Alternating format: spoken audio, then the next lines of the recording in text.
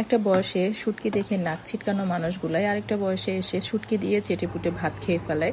Hello everyone, আসসালামু আলাইকুম, welcome back to my channel. এখানে আমি কক্সবাজার থেকে 3 ধরনের শুটকি আনিয়েছিলাম, বাইং শুটকি, ছুরি শুটকি আর হচ্ছে লইট্টা শুটকি। আজকে আমি আপনাদের সাথে ছুরি শুটকির রেসিপিটি শেয়ার করব।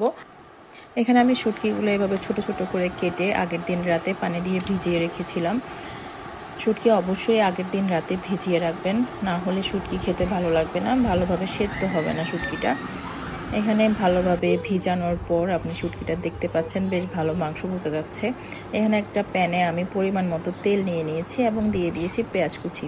পেঁয়াজ কুচিটা একটু বাড়িয়ে দেওয়ার চেষ্টা করবেন, এতে টেস্ট ভালো আসে।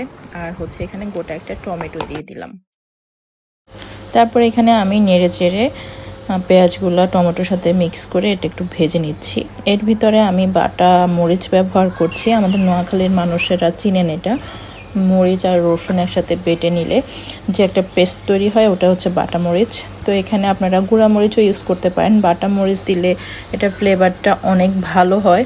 তো এখানে আমি একে একে সকল মশলা দিয়ে দিচ্ছি। এখানে আমি হলুদ গুঁড়া দিয়েছি 1 চা চামচ, আর এই যে বাটা মরিচের পেস্ট এটা দিয়েছি প্রায় 2 চা চামচ। ঝাল অনুযায়ী দিবেন, যে যেরকম ঝাল খেতে পছন্দ করেন সেই অনুযায়ী মরিচটা বাড়িয়ে কমিয়ে নেবেন। এখানে ধনে গুঁড়া, জিরা ধনিয়ার গুঁড়া 1 চা চামচ, আদা রসুন বাটা দিয়ে দিয়েছি 1 চা চামচ। এরপর ভালোভাবে মিক্স করে নিচ্ছি।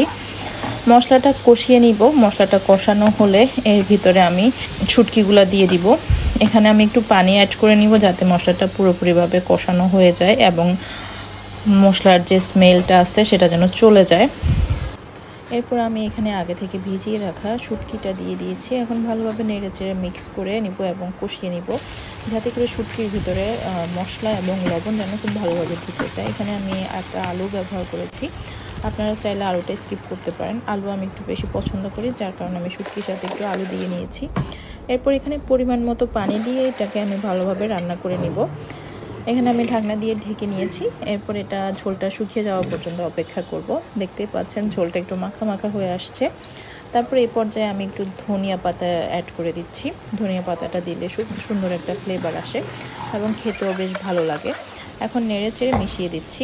এরপর আমি এটা নামিয়ে ফেলবো। তো আমার রেসিপিটি কেমন লেগেছে অবশ্যই কমেন্টে জানাবেন। সবাই ভালো থাকবেন। আল্লাহ হাফেজ।